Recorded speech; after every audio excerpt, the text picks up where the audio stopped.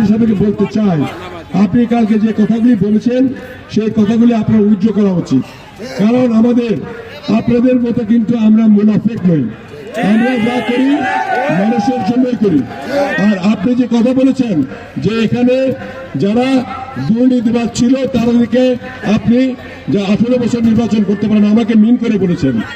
আমাদের তাহলে মরহুম খালেদা জিয়া, জনাব তারেক রহমান, আমি, আমাদের বড় বড় নেতারা, তাদেরকে আপনি মনে করেন সকলে দুর্নীতিবাজ? যদি তাই হয়, না, নাজমুল হক সাহেবকে বলতেছি আমি, যদি তাই মনে করে থাকেন তাহলে আপনাদের যে আমিরদের ফাঁসি হয়েছে তাহলে ঠিকই তারা যুদ্ধ অপরাধী ছিল, এই কথা স্বীকার করতে হবে। আমরা যেহেতু বলি যে এটা সঠিক হয়নি, আপনারা আমাদেরকে হ্যারাস করার জন্য যে কাজগুলি করেছিল এই 111 সরকার, সেই সরকারকে বরঞ্চ আপনি আওয়ামী লীগের মতো সমর্থন দিলেন। এই যে এই সমর্থন যদি দিয়ে থাকেন, আওয়ামী লীগের একটি ভিন্ন চিত্র আপনাদের মধ্যে দেখতে পাচ্ছি। এই আওয়ামী লীগের চিত্র বাংলাদেশের মানুষ দেখতে চায় না। আওয়ামী লীগরা হলো হায়না, আর আপনিও হায়নার বাচ্চার মতো কাজ করছেন, প্রতিশ্রুতির কাজ করছেন।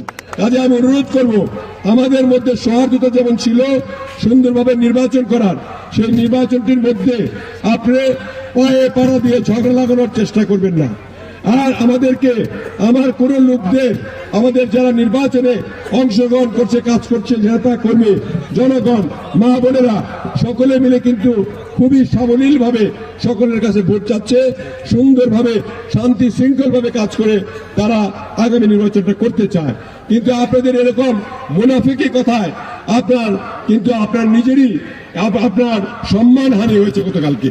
কারণ আপনি জানেন যে আমাদেরকে মিথ্যা মামলা দিয়ে শুধু 1-11 নয়, আমাকে মিথ্যা মামলা দিয়েছে, আমাদের চেয়ারম্যান জনাব তারেক রহমানকে মিথ্যা মামলা দিয়েছে, তাকে 17 বছর দেশান্তরী করে রেখেছিল, আমাদের বেগম খালেদা জিয়াকে মিথ্যা মামলা দিয়েছে, আমাদের বড় বড় নেতাকে মিথ্যা মামলা দিয়েছে, আপনাদের নেতাদেরও মিথ্যা মামলা দিয়ে শেষ পর্যন্ত ফাঁসি দেওয়া হয়েছে। সবগুলি ছিল মিথ্যা। আমরা এই কথা বলতে পারি, আর আপনি যদি স্বীকার করে নেন যে কথাগুলি ঠিক, তার মানে আপনাদের যাদের ফাঁসি হয়েছে আপনারা খুশি হয়েছেন এবং সঠিক বলে মনে করছেন। এটা ঠিক না। আপনার সৌহার্দ্যপূর্ণ ভাবে আমরা যাতে নির্বাচনটা করতে পারি, সেই পরিবেশটি বজায় রাখার জন্য সুন্দরভাবে আপনাকে আহ্বান জানাই। আপনার প্রতি সম্মান জানিয়ে আমি বলতে চাই, এই ধরনের বক্তব্য আর দিবেন না। কারণ আমাদের সকল কেস কিন্তু অ্যাপিলেট ডিভিশনে জাজ করে সবকিছু পুঙ্খানুপুঙ্খভাবে দেখে নির্দোষ যে আমরা, সেটা প্রমাণিত হয়ে কিন্তু আমরা বেরিয়ে এসেছি।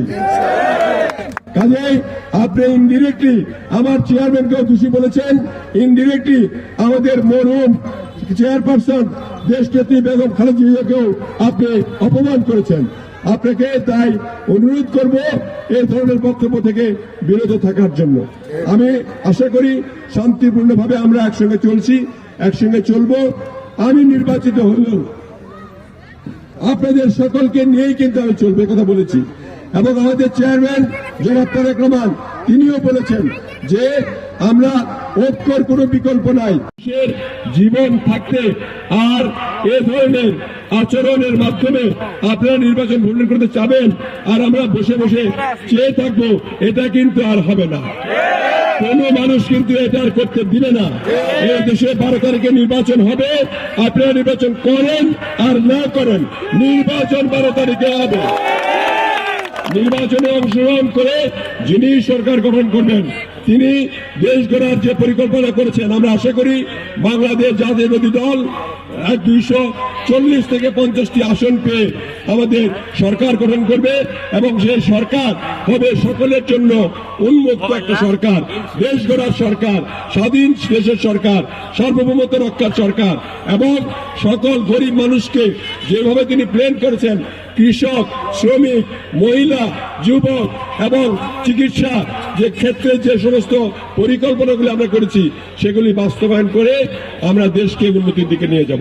কাজেই আমি আশা করি মামলার সঙ্গে আপনিও যদি সুর মেলান, তার মানে আপনি হলেন আওয়ামী লীগের এপিট আর ওটুই। আপনারা কিন্তু আওয়ামী লীগের মধ্যে দোষর, কাজেই সাবধানভাবে কথা বলবেন, যাতে করে আর আপনাদের এমনি 71-এ আপনারা যা করেছেন মানুষ এখনো ভুলে নাই। আবার যদি এখন এসব কথা বলেন, মানুষ আপনাদেরকেও আওয়ামী লীগের মতো কিন্তু বিতাড়িত করবে, এটা কথাটা মনে রাখবেন। আমি আশা করি আপনাদের এই শুভ বুদ্ধির উদয় হবে এবং এই ধরনের বক্তব্য থেকে আগামী আর 4-5 দিন আছে বিরত থাকবেন। আমি আশা করি আমরা যেই নির্বাচিত হই না কেন একসঙ্গে একযোগে দেওয়ানগঞ্জ বক্সিগঞ্জের উন্নয়নের জন্য আমরা কাজ করব, এলাকার জন্য কাজ করব, সকলের জন্য আমরা কাজ করব, এটাই হোক আমাদের প্রত্যাশা। আজকে সকলকে অনেক ধন্যবাদ।